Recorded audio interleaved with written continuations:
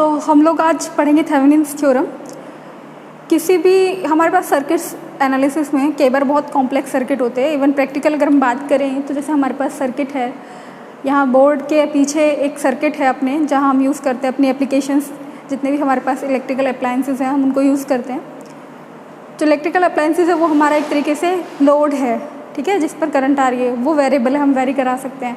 But ये electrical circuit इसके पीछे जो है, अगर हम इसको एनालाइज करने लगे तो हमारे लिए, क्योंकि बहुत बड़ा है, बहुत सारे मैथ्स होंगे, बहुत लूप होगा, कॉम्प्लिकेटेड है, इस पूरी की पूरी कैलकुलेशन को सिंप्लीफाई करने के लिए एक थ्योरम है थेवेनिन्स थ्योरम। थेवेनिन्स थ्योरम क्या कहती है कि हम किसी भी सर्किट को रिप्लेस कर सकते हैं एक इक्विवेलेंट वोल्टेज और एक इक्विवेलेंट रजिस्टर को सीरीज़ में लगाकर। तो वो इक्विवेलेंट वोल्टेज और इक्विवेलेंट रजिस्टर क्या होंगे वो हमें देखना है। पहले चलो हम एक सर्किट देखते हैं। हमारे पास कोई सर्किट है, अगर this is E, here is Z1, Z2, Z3 and this is terminal A and terminal B। यहाँ पर हम कोई भी लोड, वेरिएबल लोड ले रहे हैं ZL। This arrow shows it is a variable, ये एरो वेरिएबल बताता है कि ये वेरिएबल है। थेवेनिन्स थ्योरम क्या कहती है, वो ये कहती है कि हम इस पूरे सर्किट को, इतने कॉम्प्लिकेटेड सर्किट को हम रिप्लेस कर सकते हैं किससे, सिर्फ इससे। यहाँ पर हमने कह दिया एक थेवेनिन इक्विवेलेंट वोल्टेज लगा हुआ है, साथ में सीरीज में ZT लगा हुआ है, TH थेवेनिन रेजिस्टेंस या थेवेनिन इम्पिडेंस लगा हुआ है उसके सीरीज में। And this is again the terminal A and terminal B and we can use ZL here.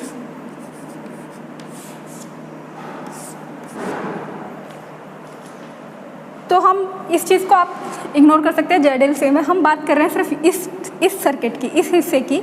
इस हिस्से को हम इस हिस्से से रिप्लेस कर सकते हैं थेवेनिन्स थ्योरम के अकॉर्डिंग। तो हमें एक फाइंड आउट करना है कि ये वैल्यू क्या है और ZTH ये वैल्यू क्या है। तो चलो पहले बात करते हैं हम ZTH के लिए या रेजिस्टेंस TH के लिए। चलो इसको ZD लिख देते हैं, Z हमारे पास होगा।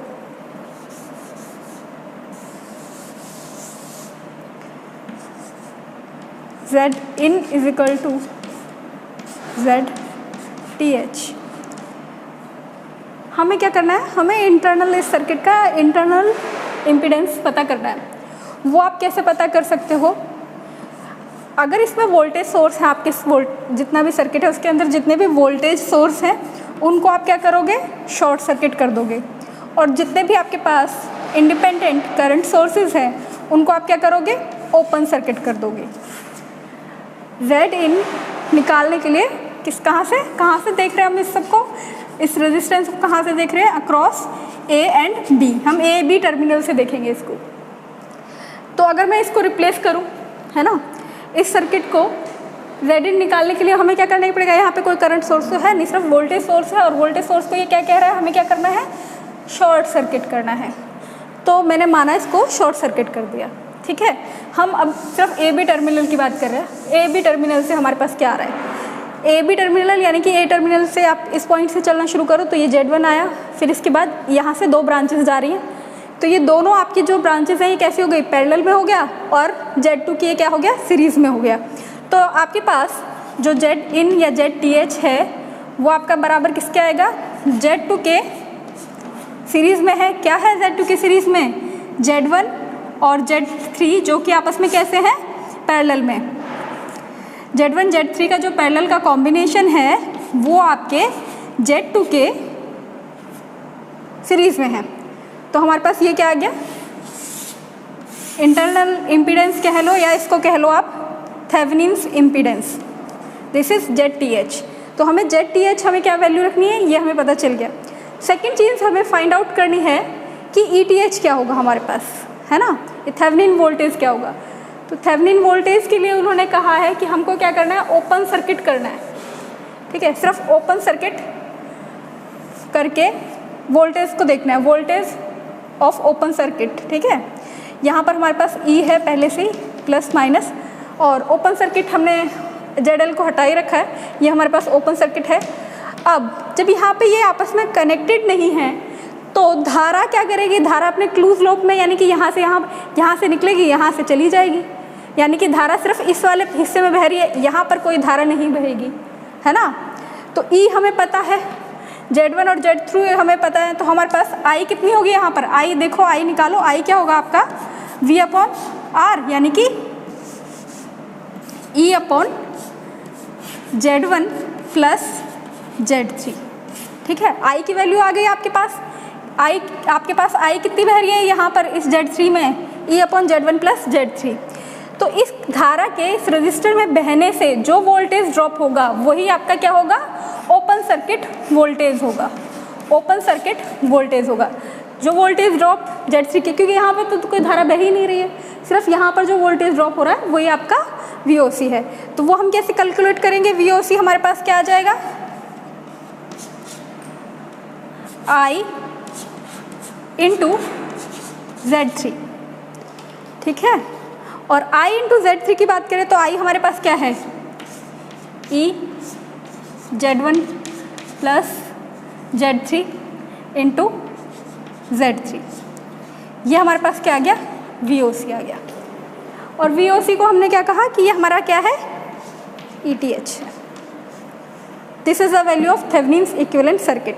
तो हम अगर इतना थेवेनिन वोल्टेज निकाल कर यहाँ पर रखें और इस वैल्यू का रेजिस्टेंस निकाल कर यहाँ पर रखें तो इस सर्किट का सेम करंट वहाँ पर लोड में आएगा जितना यहाँ पर आएगा, इस सर्किट से आएगा। इसको आप वेरीफाई कर सकते हो, आप इनको वैल्यू रख कर देख लीजिए या फिर एक आधा न्यूमेरिकल सॉल्व करके देख सकते हैं। न्यूमेरिकल हम लोग एक बार नॉर्टन्स थ्योरम और डिस्कस कर लेते हैं, फिर एक आधा न्यूमेरिकल देखेंगे। तो ये क्लियर हुआ आपका, ये आपने कैसे निकाला और आपने Z कैसे निकाला। आपको दो ही चीज़ें पता करनी थी, है ना। आपको क्या पता करना था, impedance, Thevenin's impedance and Thevenin voltage. Thevenin impedance निकालने के लिए आपने क्या किया, जो वोल्टेज सोर्स थे उनको शॉर्ट सर्किट किया, और अगर इसमें कोई करंट सोर्स होता तो आप उसको ओपन सर्किट करते। ठीक है, इसको शॉर्ट सर्किट करके हमने A से निकाल कर देखा कि क्या है हमारा टोटल रेजिस्टेंस, क्या है टोटल रेजिस्टेंस हमारा, ये आ गया, ये निकल गया। दूसरा हमें क्या करना था, हमें ये ओपन सर्किट वोल्टेज ड्रॉप पता करना था। तो ओपन सर्किट में क्या यहाँ पर धारा बहेगी नहीं, सिर्फ यहाँ पर धारा बहेगी, तो इसके अंदर धारा कितनी है, I हमने निकाल ली। ठीक है, क्योंकि ये दोनों कैसे, अगर सिर्फ इस सर्किट में धारा बह रही है तो ये दोनों कैसे हो गए, सीरीज में हुए, इसीलिए total resistance Z1 plus Z3 है। ठीक है, टोटल रेजिस्टेंस ये है, वोल्टेज ये है, I निकल गया हमारा इससे।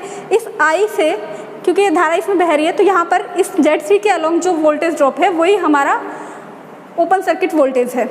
तो वो हमारे पास क्या आया, IZ3, and this is called Thevenin's voltage. तो ये क्लियर हो गया हमारे पास थेवेनिन्स थ्योरम। हम लोग इस तरीके से हम लोग थेवेनिन्स थ्योरम में ETH और ZTH को कैलकुलेट करके सॉल्व कर सकते हैं। अगली थ्योरम है हमारे पास नॉर्टन्स थ्योरम। आप लोगों को मैंने एक चीज़ पढ़ाई थी, सोर्स ट्रांसफॉर्मेशन। सोर्स ट्रांसफॉर्मेशन क्या होता है कि हम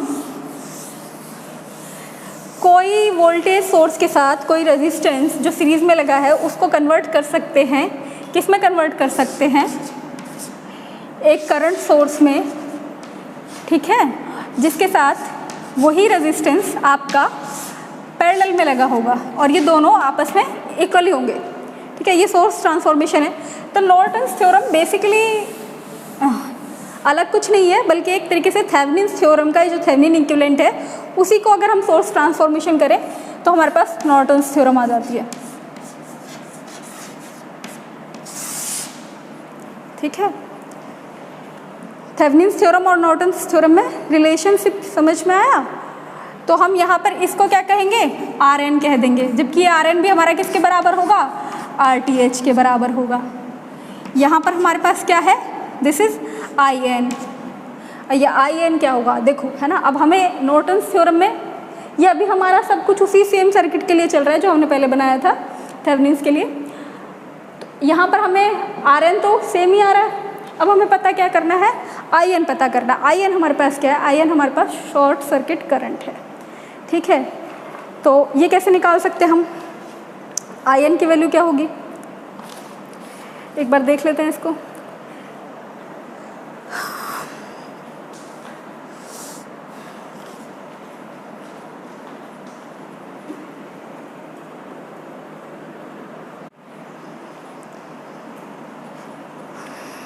तो अब हम लोग बात कर रहे थे नॉर्टन्स थ्योरम की। नॉर्टन्स थ्योरम में इसी डायग्राम के लिए हमने थेवेनिन्स निकाला है। थेवेनिन्स थ्योरम हमारे पास ये आएगा। और नॉर्टन्स थ्योरम थेवेनिन्स से रिलेटेड कैसे है कि अगर हम वोल्टेज सोर्स को करंट सोर्स में कन्वर्ट कर दें, आपस में रिलेटेड है। करंट सोर्स को हम वोल्टेज सोर्स में भी सोर्स ट्रांसफॉर्मेशन के थ्रू ट्रांसफर कर सकते हैं। लेकिन अगर हमें सीधा इससे इसको निकालना है ना, तो हम कैसे निकालेंगे? सेम तरीका है। फिर से हमें आर एन, हमारे पास क्या होगा, R N will be equals to RTH and that is also the same, that is R in। वो हम कैसे निकालते हैं? वही तरीका है आपके पास।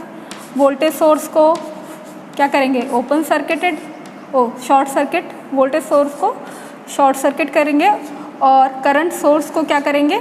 ओपन सर्किट करेंगे। करंट सोर्स को ओपन सर्किट करेंगे and then we will calculate the resistance across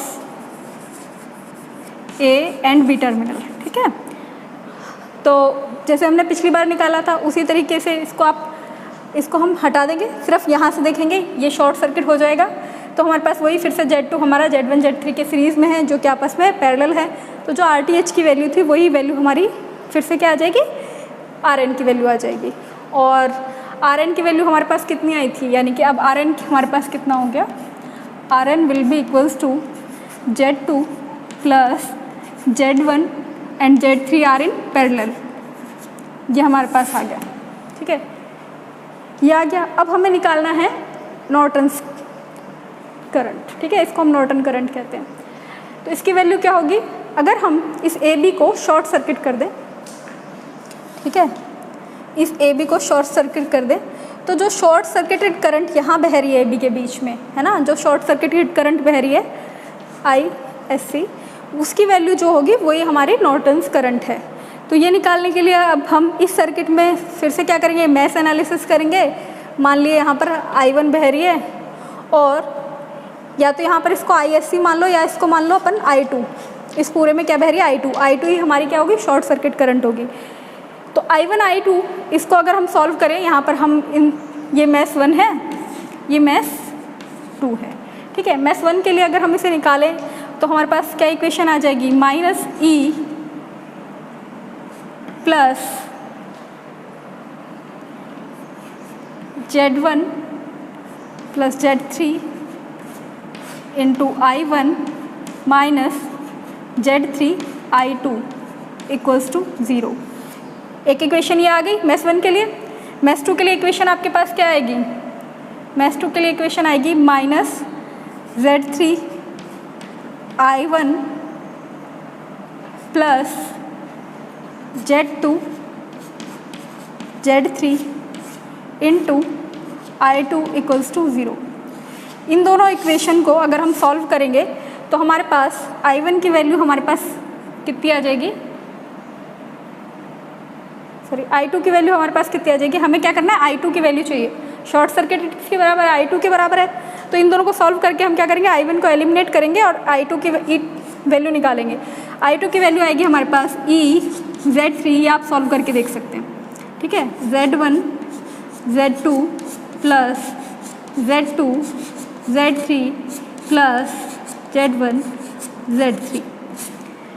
ठीक है, ये मैंने अभी पहले पिछले थेवेनिन वाले में सॉल्व भी किया था। तो हमारे पास I2 की वैल्यू क्या आ गई? ये आ गई। ये वैल्यू I2 की यही वैल्यू हमारे पास किसके बराबर है? शॉर्ट सर्किट करंट के बराबर है। तो हमारे पास IN is nothing but the EZ3 upon Z1 Z2 plus Z2 Z3 plus Z1 Z3। IN हमारे पास क्या होगा? ये होगा शॉर्ट सर्किटेड करंट। हमने ये शॉर्ट सर्किटेड करंट कैसे निकाली? मैश एनालिसिस करके निकाली। IN की वैल्यू पता है हमें, RN की वैल्यू पता है, तो हम क्या कर सकते हैं? हम नॉर्टन्स इक्विवेलेंट सर्किट निकाल सकते हैं। तो ये थी हमारी Norton's theorem.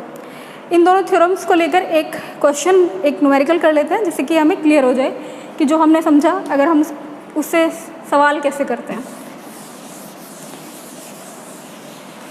Question number, book से एक क्वेश्चन उठा लेते हैं।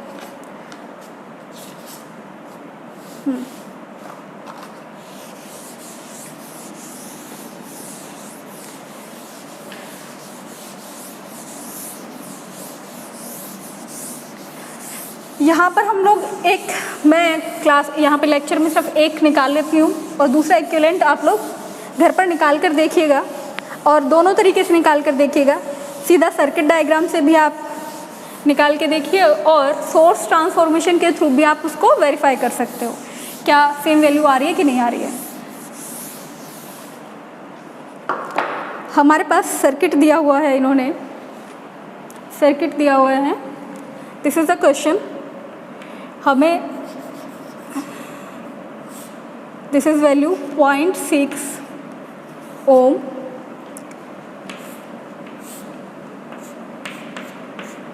This is 24 volt,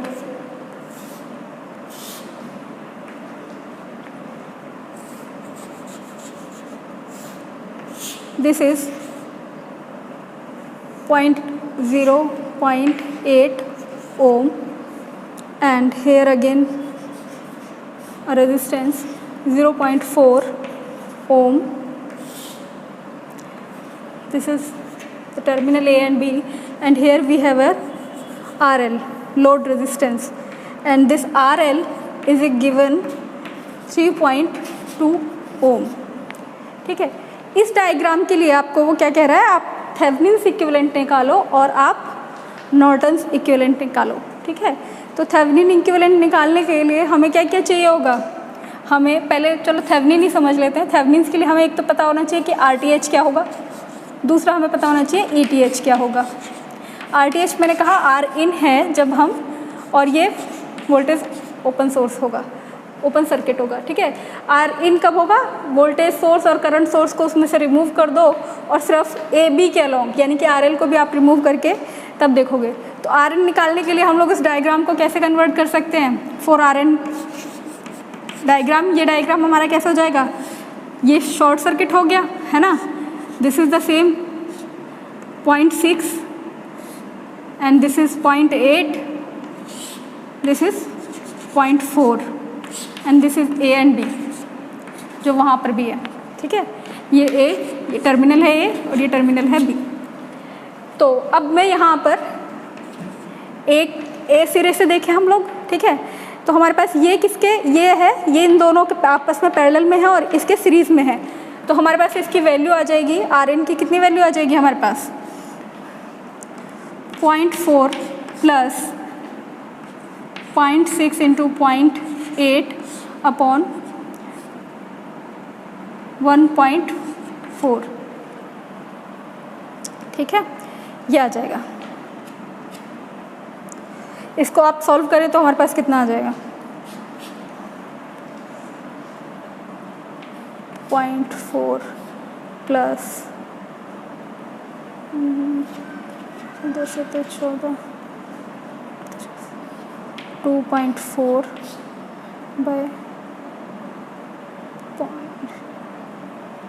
bye 7। ठीक है, सच पे 28 प्लस 2.4 बाय 7। सॉल्व करके हमारे पास आर एन की वैल्यू कितनी आ रही है,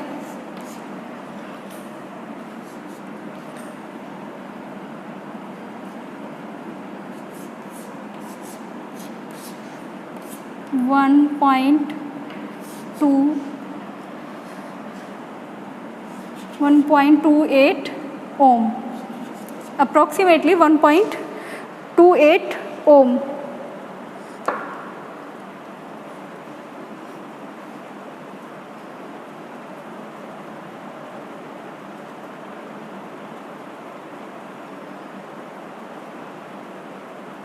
ओके,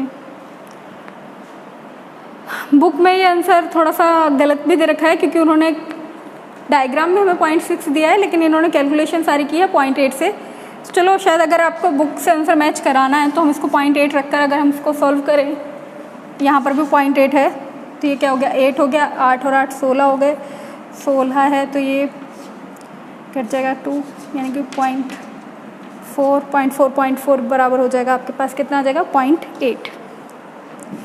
जेड इक्विवेलेंट की वैल्यू आपके पास कितनी आ जाएगी, 0.8 ओम।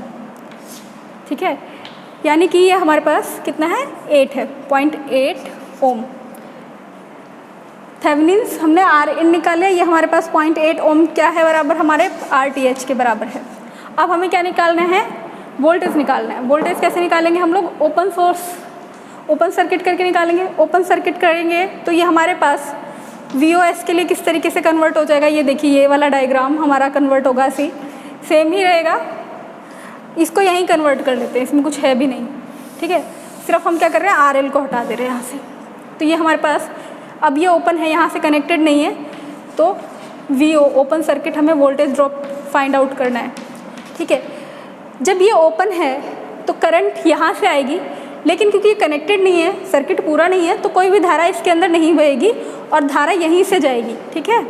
तो इसमें धारा का मान आपके पास कितना हो जाएगा, यहाँ पर जो बहने वाली धारा है वो कितनी होगी, I बराबर होगा E अपॉन यानी कि 24 वोल्ट अपॉन पॉइंट, ये दोनों सीरीज में हैं तो 1.6, ठीक है। ये हो गया हमारे पास 3/0.2 और 15 एम्पियर, ठीक है। हमारे पास I की वैल्यू कितनी आ गई है, 15 एम्पियर। हमें क्या निकालना है, ओपन सोर्स वोल्टेज क्योंकि यहाँ नहीं है, यहाँ पर बह रहा है, तो इस R के अलोंग 0.8 ओम R के अलोंग जो वोल्टेज ड्रॉप होगा वही हमारा VOS होगा। तो VOC हमें पास क्या आ जाएगा, VOC is equal to I into 0.8,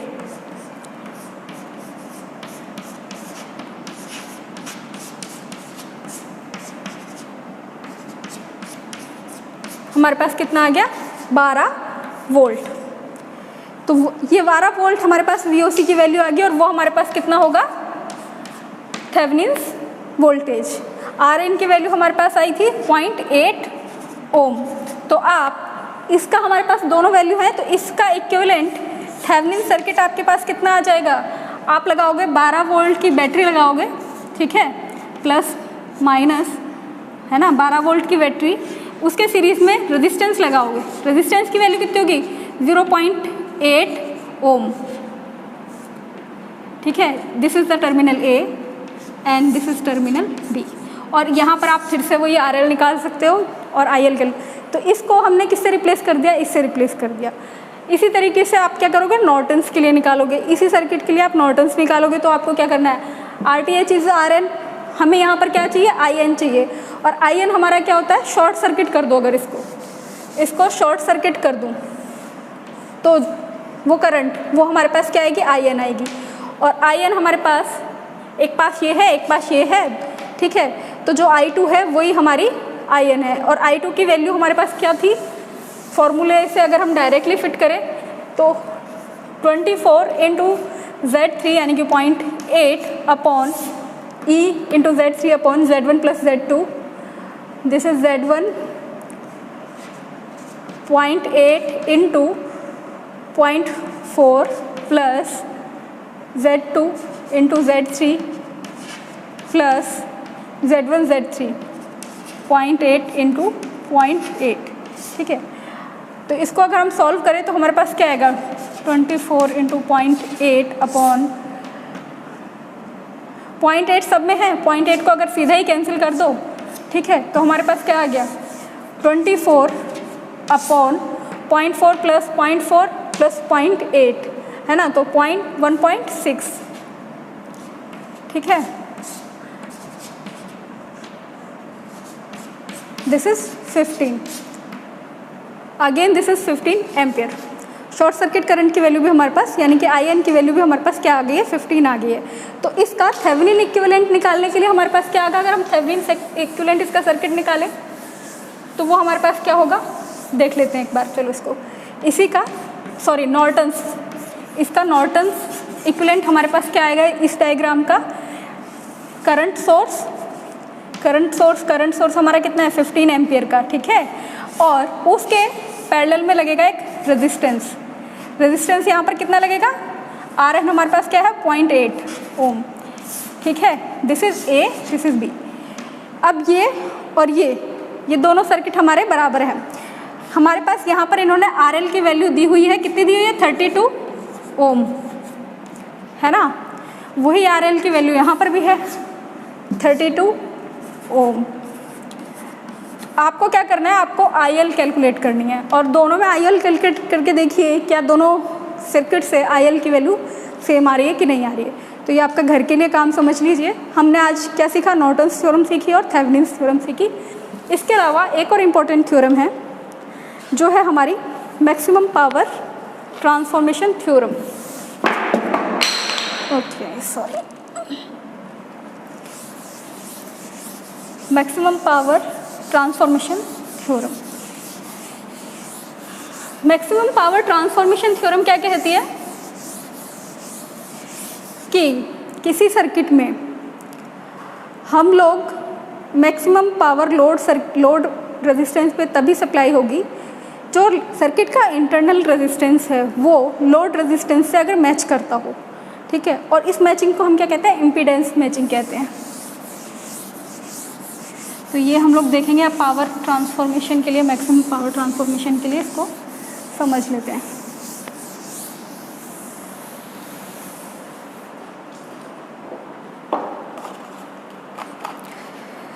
हाँ,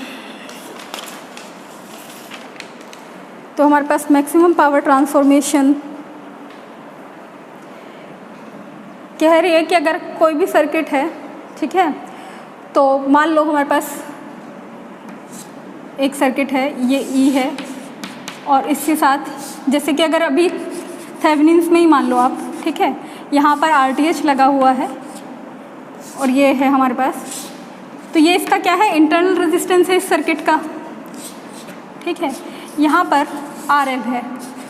इस RL को मैक्सिमम पावर तभी ट्रांसफ़र होगी जब RL हमारा RTH या इंटरनल रेजिस्टेंस जो है उसके बराबर होगा। हमारे पास पावर की वैल्यू क्या होती है, P इक्वल टू क्या होता है, I² RL, है ना। P equal to I² RL। तो हम लोग क्या कर सकते हैं, I की वैल्यू निकाल लें और I की वैल्यू हमारे पास यहाँ पर क्या होगी, अगर इसमें देखें तो I की वैल्यू हमारे पास क्या होगी, I विल बी, I कितनी बह रही है सर्किट में, E/RTH प्लस RL, इसके कैसे सीरीज में है तो RL, ठीक है। ये आ गया हमारे पास। इसको, इस वैल्यू को इस I में यहाँ पर रख लीजिए, इसका स्क्वायर करके, तो हमारे पास P की वैल्यू आ जाएगी। P क्या आ जाएगा हमारे पास, फिर P आ जाएगा this square into RL, this is P। यहाँ पर E आपका, अगर हम कहें हम अंदर के सर्किट को छेड़ ही नहीं सकते क्योंकि ये तो फिक्स रहेगा। हम किसको वेरी कर सकते हैं, सिर्फ लोड रेजिस्टेंस को वेरी कर सकते हैं मैक्सिमम पावर ट्रांसफर देखने के लिए। तो हमारे पास वेरिएबल क्या है, RL वेरिएबल है ना, और हमारे पास ये P है। तो अगर एक नेचुरल जो हमारे पास ग्राफ होता है वो इस तरीके का होता है, ठीक है। इसका जो ग्राफ है वो इस तरीके का होता है। तो ये मैक्सिमम जिस पर है, जिस रेजिस्टेंस के लिए पावर की वैल्यू मैक्सिमम है, ठीक है, उसकी बात कर रहे हैं हम, वो हमारा यहाँ पर है। ये हमारे पास क्या है, RL है। RL हम 0 से इन्फिनिटी तक हम कहीं तक वेरी कर सकते हैं। तो हमें ये देखना है कि ये मैक्सिमम कहाँ पर है। मैक्सिमम का मतलब है आपका स्लोप है dP/dRL होगा, तो अपन dP/dRL निकालते हैं। ये dP/dRL को इक्वल्स टू 0 कर रख लेंगे, तो जो हमारे पास RL की वैल्यू आएगी वो क्या होगा, हमारा वहाँ पर मैक्सिमम होना चाहिए। अब मैक्सिमा और मिनिमा दोनों के लिए dP/dRL 0 रख सकते हैं हम लोग। वो मैक्सिमा या मिनिमा वो हमें कैसे पता चलता है, अगर हम उसका सेकंड डेरिवेटिव निकालें, अगर वो नेगेटिव है तो ये क्या है, मैक्सिमा है, अगर पॉजिटिव आता है तो मिनिमा है। तो यानी कि आपको क्या करना है, पहले तो dP/dRL निकालना है ना। dP/dRL को 0 के इक्वल रखेंगे तो आपके पास जो इक्वेशन से वैल्यू आएगी वो RL के लिए वो वैल्यू आ जाएगी RL इक्वल टू RTH और इंटरनल रेजिस्टेंस। दूसरा आपको क्या करना है, चेक करना है कि ये मैक्सिमा है या मिनिमा। तो आप क्या करोगे, d2P/dRL स्क्वायर निकालोगे, ठीक है। अगर d2P/dRL square at RL is equal to RTH और इंटरनल रेजिस्टेंस ग्रेटर देन 0, तो ये कैसा होगा, आपका मिनिमा होगा। पर आपको क्या चाहिए, मैक्सिमा चाहिए, तो it should be small than 0 और नेगेटिव, अगर ये नेगेटिव है तो ये हमें देखना है। ये आप कैलकुलेट करके, वैसे डेरिवेशन है इसका, सिंपली यही मैक्सिमम पावर थ्योरम क्या कह रही है कि आपकी पावर जो है सप्लाई मैक्सिमम तभी होगी जब इंटरनल रेजिस्टेंस बाहर जो आउट का लोड रेजिस्टेंस है उसके साथ मैच करता हो। इसको हम क्या कहते हैं, इम्पीडेंस मैचिंग करते हैं। हम यहाँ बात अभी रेजिस्टेंस की कर रहे हैं, यहाँ पर इम्पीडेंस भी हो सकता है, यानी कि आपके जेड की बात भी हो सकती है। तो जेड में दो कंपोनेंट है, रियल पार्ट भी और आपका रिएक्टिव पार्ट भी, ठीक है, रिएक्टेंस पार्ट और रेजिस्टेंस पार्ट। आई थिंक ये आज हमारे यहाँ पे ये चैप्टर भी पूरा हो चुका है। आप इससे रिलेटेड न्यूमेरिकल्स सॉल्व करके देखिए। अगर किसी के साथ कोई प्रॉब्लम है तो आप लोग डिस्कस कर सकते हैं ग्रुप में। हम इसके एक असाइनमेंट भी डिस्कस करेंगे और उसके बाद नेक्स्ट चैप्टर शुरू करेंगे। Thank you.